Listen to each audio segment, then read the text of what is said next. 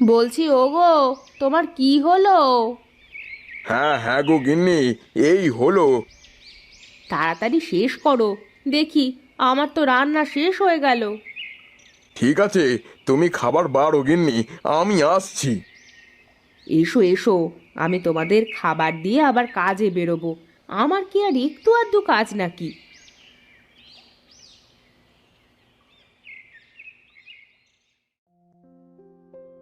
ছোটন, ছোটন, বলি এত বেলা করে ঘুমোলে হবে? একটু ওঠ বাবা। কে মা? এই সকাল সকাল একটু ঘুমাতেও দেবে না নাকি?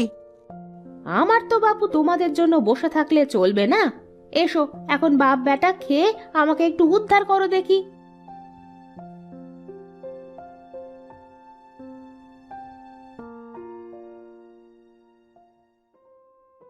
কি রে বাবা, এত বেলা অবধি ঘুমালে যে শরীর খারাপ করবে।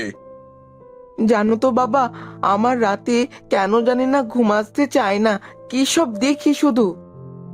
এ কি কথা? এ তো ভালো কথা নয়। তা কি দেখিস বাবা? হ্যাঁ বাবা, কি দেখিস একটু বল দেখি। ও পরে বলবো বাবা, এখন একটু খেতে দাও।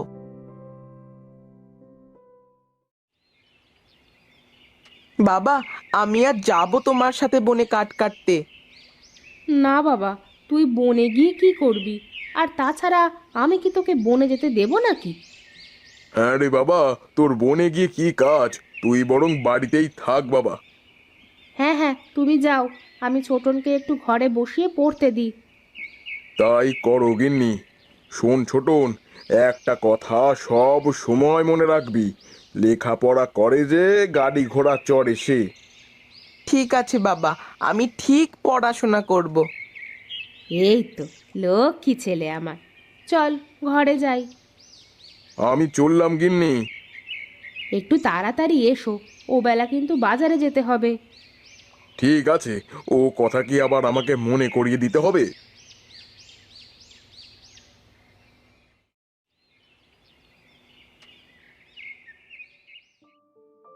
পর বাবা। ওই দেখা যায় তাল গাছ, ওই আমাদের গাঁ, ওইখানেতে বাস করে কানা বগির ছা। ওই দেখা যায় তাল গাছ, ওই আমাদের গা, ওইখানেতে বাস করে কানাবগির ছা।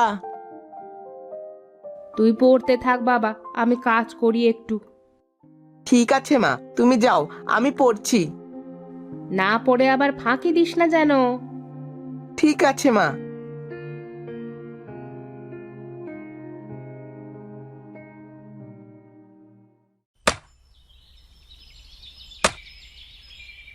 ওহ, কি কষ্ট! কেন যে কাঠুরিয়া হয়ে জন্ম নিয়েছি।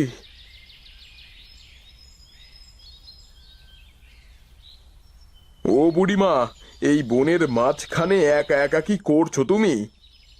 কোথায় আর যাব বাবা, এই পথ ভুলে বনের মধ্যে চলে এসেছি। ও আচ্ছা, তাই তো বলি, তা না হলে তুমি একা একাই বনের মধ্যে কি করে আসবে? সেই কখন থেকে হাঁটতে শুরু করেছি, হাঁটতে হাঁটতে পা ব্যথা হয়ে গেল। এদিকে এসে বসো বুড়িমা, আমি তোমাকে রাস্তা দেখিয়ে দেব।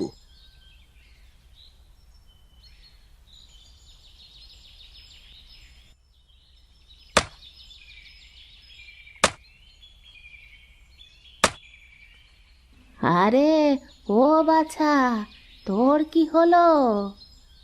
এই তো বুড়িমা, হয়ে গেছে, চলো দেখি।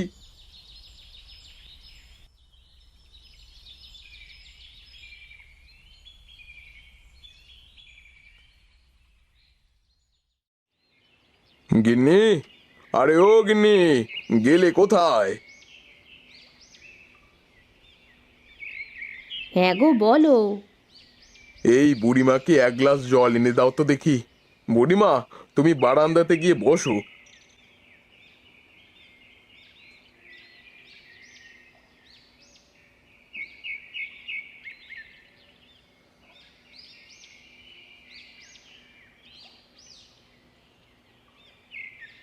তুমি কে? আমি আমি এক ভিখারি দাদু ভাই। তুমি কোথায় থাকো? আমার থাকার কোনো জায়গা নেই দাদু ভাই। এই পথে ঘাটে ভিক্ষে করে বেড়াই। যেখানে একটু মাথা গোঁজা ঠাঁই হয় সেখানেই থেকে যাই। ও আচ্ছা, তার মানে তোমার ঘর বাড়ি কিছুই নেই? না দাদু ভাই, এই দুনিয়াতে আমি বড় একা। কে বলেছে তুমি একা? আজ থেকে তুমি আমাদের সাথে থাকবে ঠাকুমা। এই কি ঠাকুমা, তুমি কাঁদছো কেন?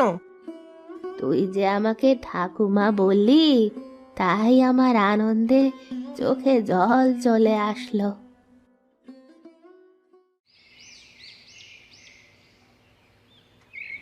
এই নাও বুড়িমা, খেয়ে নাও। কি দরকার ছিল আবার এসবের? কি যে বলো বুড়িমা, নাও নাও, এখন কথা না বলে খেয়ে নাও দেখি। তোমাকে দেখেই মনে হচ্ছে সারাটা দিন কিছুই পেটে যায়নি। আচ্ছা বুড়িমা, তোমার তো কোথাও থাকার জায়গা নেই, তাহলে তুমি আমাদের এখানেই থেকে যাও। তা কি করে হয়? আমি তোমাদের মাথার ওপর বোঝা হয়ে থাকতে চাই না। যদি এমনটা ভাবো, তাহলে তুমি আমাকে না হয় কিছু কাজে সাহায্য করে দিও। তাছাড়া আমার ছেলে তোমাকে ঠাকুমা বলে ডেকেছে। হ্যাঁ, হ্যাঁ রে মা, তোর ছেলেটা বড্ড লক্ষ্মী।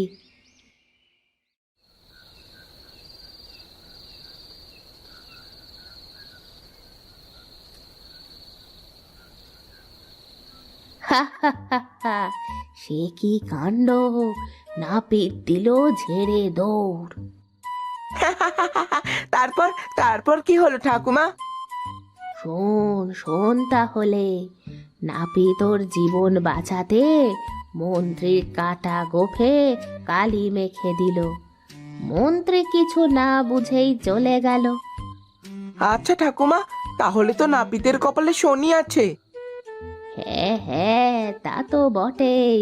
মন্ত্রীর সাথে টেক্কা দিয়ে কি আর ওর মতো পেঁচা নাপিতের বাজবার উপায় থাকে নাকি? ঠাকুমা, শেষে কি হলো?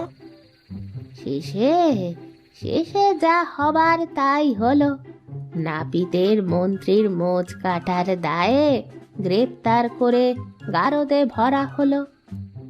ইস, বেচারা নাপিত, ও কেন যে মন্ত্রীর গোফটা কাটতে গেল! কি হচ্ছে বুড়িমা?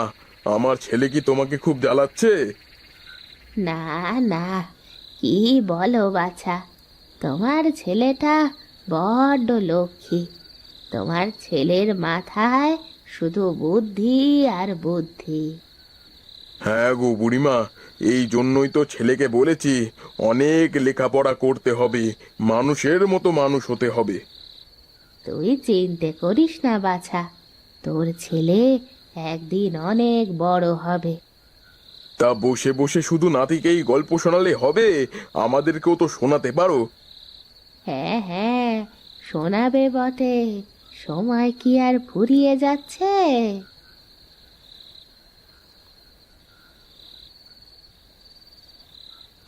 তাড়াতাড়ি খাওয়া শেষ করো ঠাকুমা। কেন রে, এত তাড়াতাড়ি খাওয়া শেষ করে কি হবে শুনি? আমি ঠাকুমার কাছ থেকে গল্প শুনবো। তুমি বড্ড শয়তান হয়ে যাচ্ছ। আজকে পড়তে বসেছিলে? তার বলতে, সেই সন্ধ্যায় সব পড়া শেষ করেছে, রাতে ও ঠাকুমার কাছ থেকে গল্প শুনবে বলে। ঠিক আছে ঠিক আছে, তোমরা চিন্তা করো না, আমি আমার নাতিকে ঠিক গল্প শোনাবো। অনেক রাত হলো, ঘুমাবি না তুই? না, আমার ঘুম আসছে না ঠাকুমা। শোন, আমি তো কাল চলে যাব, তাই তোকে একটা কথা বলতে চাই। কি কথা ঠাকুমা? আর তুমি কোথায় চলে যাবে? ওরে পাগল ছেলে, আমার তো এক জায়গায় থাকলে চলে না, আমাকে এখান থেকে যেতে হবে। না ঠাকুমা, আমি তোমাকে যেতে দেব না। তা বললে কি হয়? ওই আলু ঘন্টের বাটিটা এদিকে আনতো দেখি।